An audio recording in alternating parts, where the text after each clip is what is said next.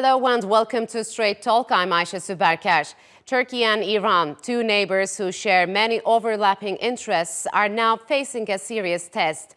A diplomatic row has blown out into the open after comments by Iran's ambassador to Iraq drew a strong rebuke from Turkey. During an interview, Iran's envoy to Baghdad Iraj Masjedi criticized Turkey's presence in Iraq. Fatih Yildiz, Turkey's envoy to Baghdad, responded over Twitter, saying the ambassador was the last person to give a lecture on respecting Iraq's borders. The public spat led to Turkey and Iran summoning each other's ambassadors. Turkey has been battling the PKK in northern Iraq for years to prevent the terror group from launching cross-border raids. Last month, the PKK was behind the massacre of 13 Turkish civilians. But despite this latest diplomatic dispute, both Turkey and Iran share similar goals in battling terrorism and ensuring countries like Iraq and Syria do not become safe havens for terror groups. So how will the two neighbors overcome this latest hurdle? And to discuss that, joining me now from Istanbul is Talha Kose. He is the director of SETA's Brussels office. And from London, Mehrdad Khonsari. He is a former Iranian diplomat. Gentlemen, welcome to Straight Talk. It's good to have you on the program. The last couple of weeks saw a series of ups and downs in relations between Turkey and Iran. It even reached to a point of both countries calling in others' ambassadors. But before going into details, Mehrdad, could you walk us through the current Turkey-Iran relations, and was this an unexpected feud between the two? Well, obviously, every feud is an unexpected one until it happens. But generally speaking, Turkish-Iranian relations in the course of the last 42 years since the inception of the Islamic Republic has had many ups and downs.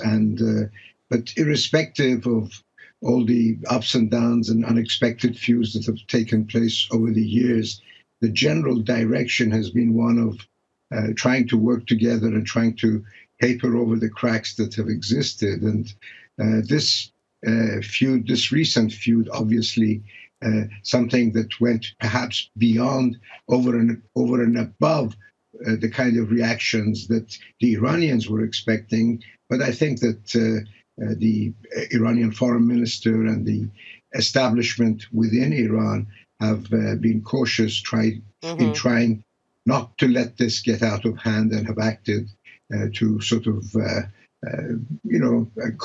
bring the temperature way down. It's a controlled tension then. So, Talha, why has Turkey's beefed up fight against the PKK terror organization in northern Iraq raised tensions between the two capitals? And why do you think Iran came to the fore in accusing Turkey of violating Iraq's sovereignty before any Iraqi official did so? I think there are some disagreements over the future of Iraq. So Turkey is trying to strengthen relations with the central government in Iraq, and trying to strengthen the the controlled Iraq, and also improve the relations with the KRG region in that region. So, of course, PKK is an obstacle to Turkey's relations with both Iraqi central government and KRG. So in order to remove this obstacle, Turkey increased its counter-terror operations in northern Iraq. But in some of those areas, there are Shiite militias, Iranian-affiliated militias, and Turkey's military operations and extensions due to counterterrorism operations disturbs these actors. So Iran's vision of Iraq is a little bit more fragmented and loose Iraq, which is controlled by certain militia powers, whereas Turkey wants to have a stronger centrally governed Iraq and try to improve relations with both Baghdad and Erbil. So I think their visions with regard to Iraq and their visions with regard to Syria contradict. So both countries want actually territorial unity of Syria and Iraq, but their vision of the governance and their overall extension of power and influence in those two countries contradict with each other. So can we say, Mehrdad, that the two have fallen apart in their commitments to counter terrorism? No, I don't believe so. I think that there is a distinction between Iraq and Syria, and in the sense that obviously in the northern Iraq, one of the problems is that Iran has better relations with the PUK as opposed to Turkey having a better relationship with the KDP party in the KRG region. And that, of course, has created its own tensions. But in general, Iran is not opposed to Turkey protecting itself and moving against PKK and essentially trying to, protect its security. I don't think that that is an issue that Iran has ever contested in a serious way.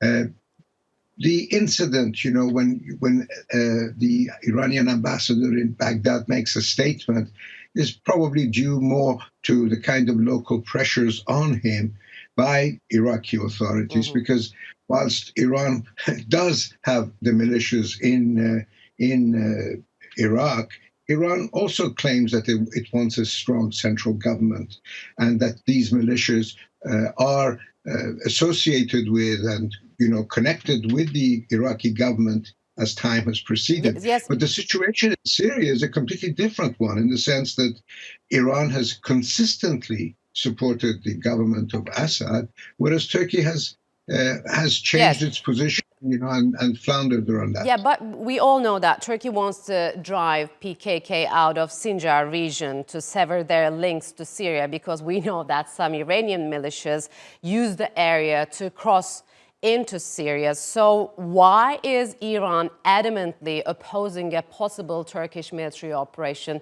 if these two countries are cooperating on counterterrorism?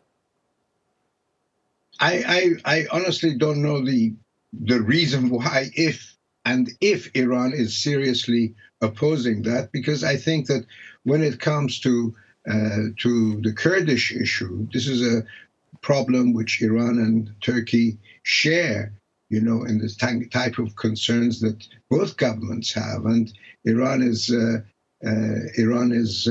might say, far less critical of Turkey in terms of its actions against the Kurds for the protection of its security than most other states. And I don't know the incident that you're referring to, but I don't think, that in the overall scheme of things, apart from the fact that they disagree about the final outcome and the way that the Assad regime is going to sort of be able to control all of Syria or not, those are issues that separate them. But I don't think that this is a major issue What's your take on that, Talha, about Iran's opposition?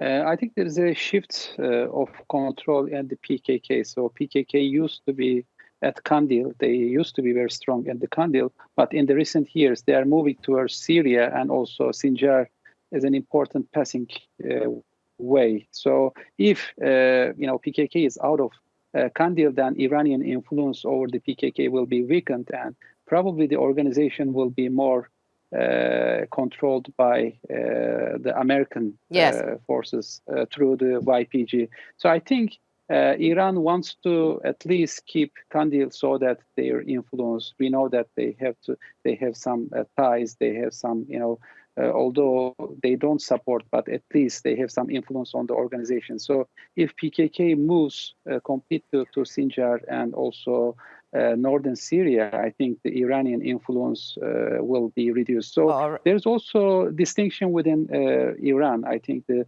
Republican Guards have some specific relations. However, Iranian government may also have some disagreements. I think within the Iran, I think there is also some different opposing visions in this, the regional politics. We know that Turkey and Iran aren't seeing eye to eye on many things, Mehrdad, from the Middle East to the Caucasus. They're even at odds on every diplomatic crisis, but they somehow managed to work closely on Syria. Do you think that the three-way Astana mechanism will continue to be functional under the new U.S. administration when it comes to Syria, of course? It's very difficult to say. It depends very much on how the Americans wish to proceed their own policies. I mean, if under Trump they were about to leave, which they didn't leave, and if they're going to stay, as the indications are under Biden, that they want to not follow the path that Trump had previously taken, then that affects the whole equation and the success of the Astana process or whatever other arrangements that is made. Obviously, you need to have the United States on board, and you need to have other players who are against this process and their interests are in a different direction on board. So it's too early to say whether, that process, which has not succeeded in any way. I mean, it's been a dialogue, but it has not achieved any of its main objectives over the time, that how this is going to go. So Talha, how could sustained tensions between Ankara and Tehran change power balance in the region, and who is likely to benefit it from? I think there is no major shift in the balance of power between Tehran and Ankara. So what is, the relations between the new American administration will probably determine the key balance in this issue. So if the Biden administration tries to improve ties with Tehran, then Tehran's footing in the region will be strengthened. Yes. However, the improvement of relations between Tehran and Washington will be based on certain conditions. So in any case, reducing influence of the Republican Guards of Iran will probably help improvement of ties between Ankara and Tehran. So Mehrdad, last question, how could lifting sanctions on Iran contribute to the regional stability? Well, I don't think that necessarily contributes to regional stability. It just because one of the reducing sanctions by itself is not something that will reduce that would enhance stability. It's what Iran needs to do is to come to in some sort of a modus vivendi with all the regional powers. And with Turkey in particular, I don't believe that there is any major problem. As I've mentioned before, these squabbles have existed, but in general, Iran needs Turkey for its economic needs primarily. And I don't think that the sanctions itself will in any way affect Iran's overall regional policy. And unless that is addressed, then issues of security and long-term stability will be addressed. All right, gentlemen, unfortunately, we'll have to leave it here. Thank you very much for joining us.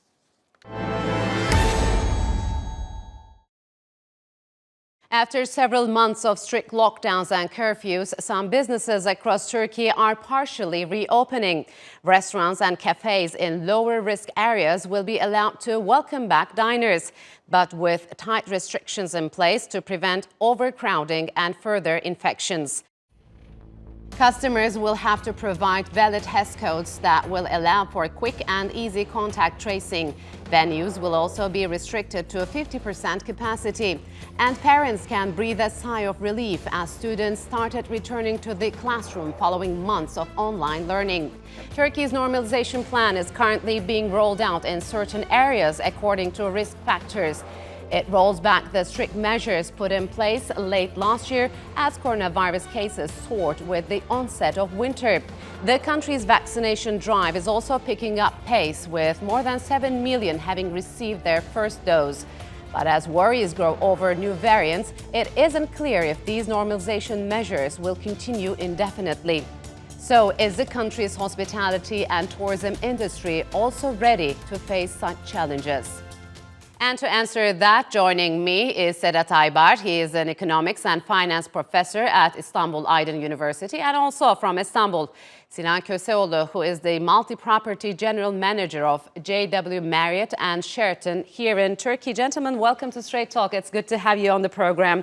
A year on from reporting the first case of the coronavirus, Turkey has already vaccinated over 7 million people and now implementing what it calls a controlled normalization process. So, Sedat, what's your take on that? And is Turkey opening up too early?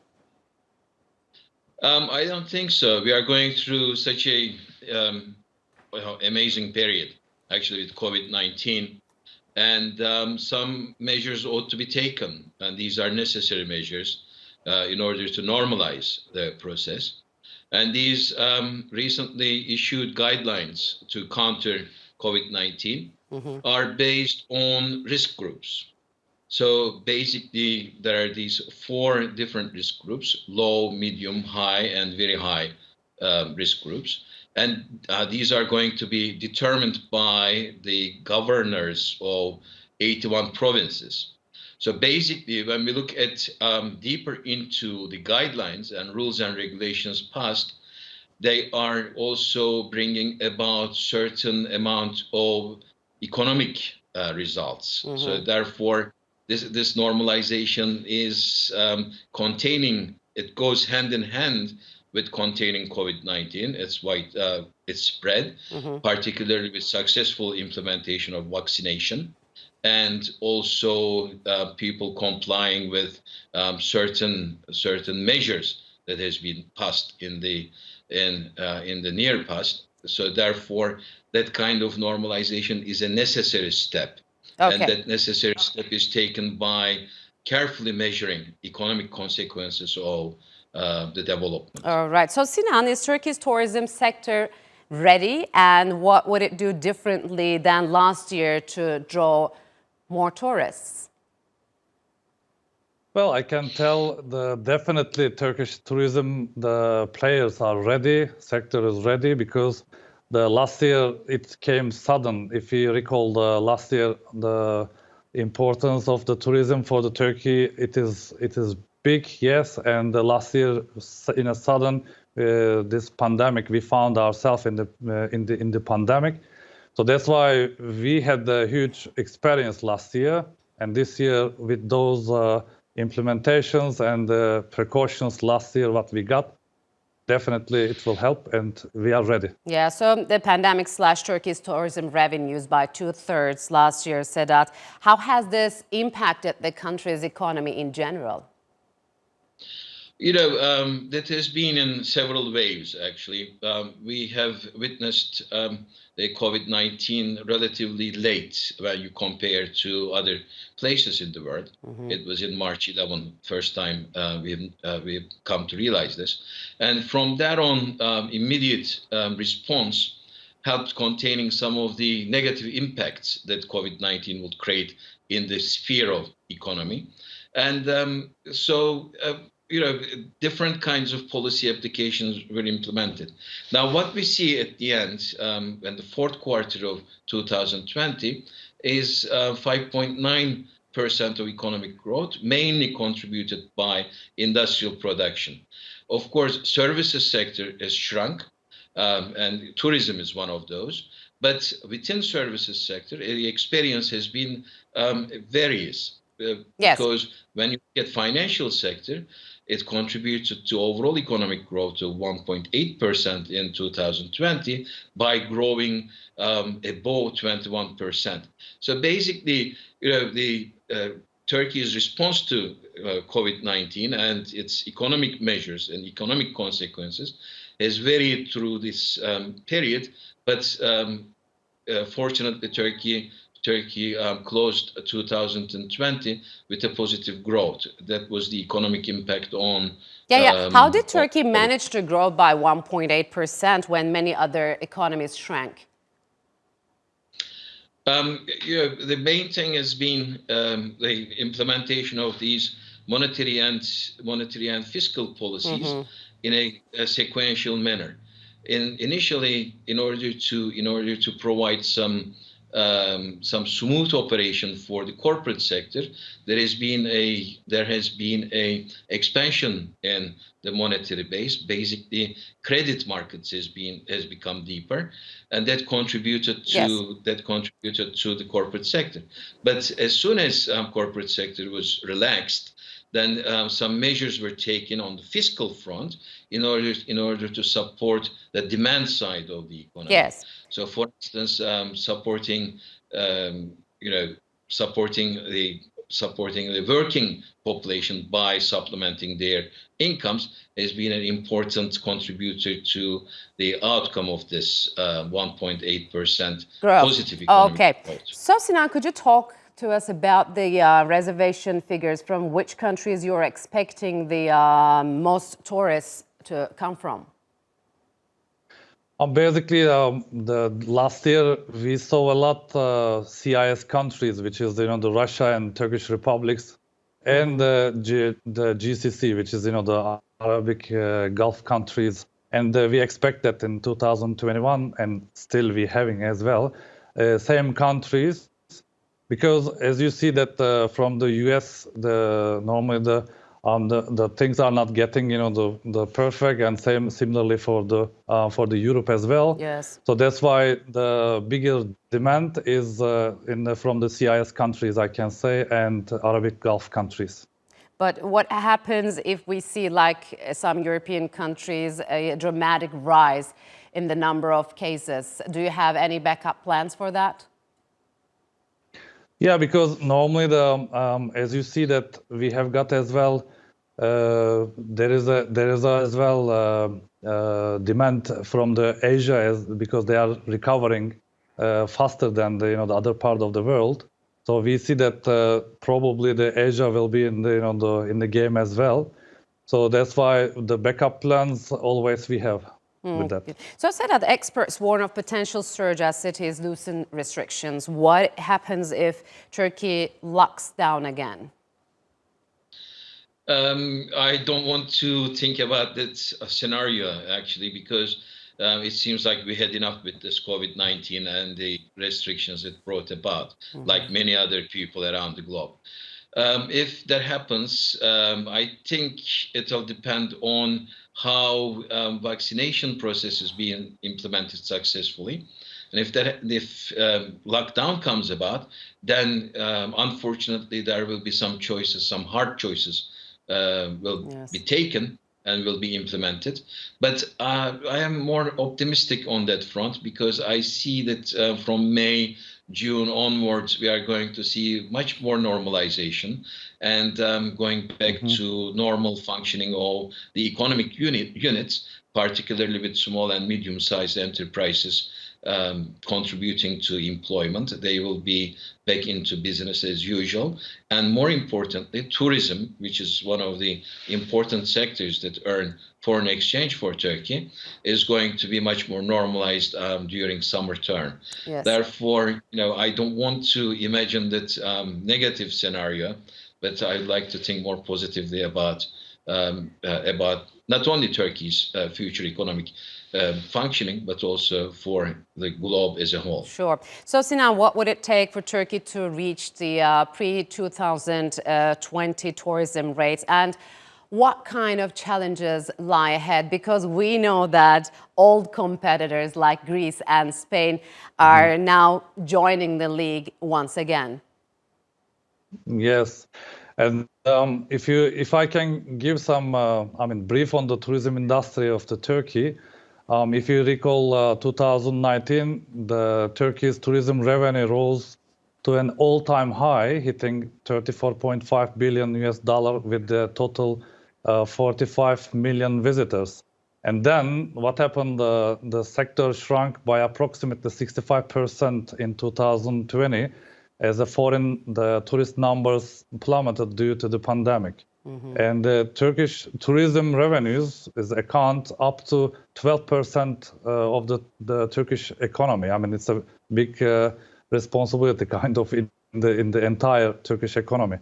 And this year, basically, we are much more advanced prepared, I can say, because last year we have the unknown situations we experienced, and then we had very effective precautions by the government, the forces, I can say.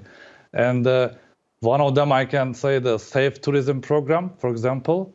For the 2020, the tourism season we started, and the program that has been rapidly adopted by the key players in the industry, and defines a series of measures that has been taken across the range of related bodies, including the food and beverage, transportation, accommodation establishments. But especially the healthcare infrastructure, much more advanced and much more ready than them. So that's why I believe that will be help for us and to be on the forward. All right, gentlemen, unfortunately, we'll have to leave it here. Thank you very much for joining us.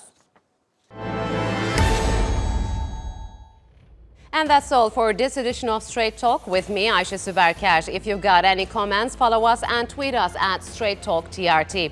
Also, don't forget to subscribe to our YouTube channel. Until next time, take care and goodbye.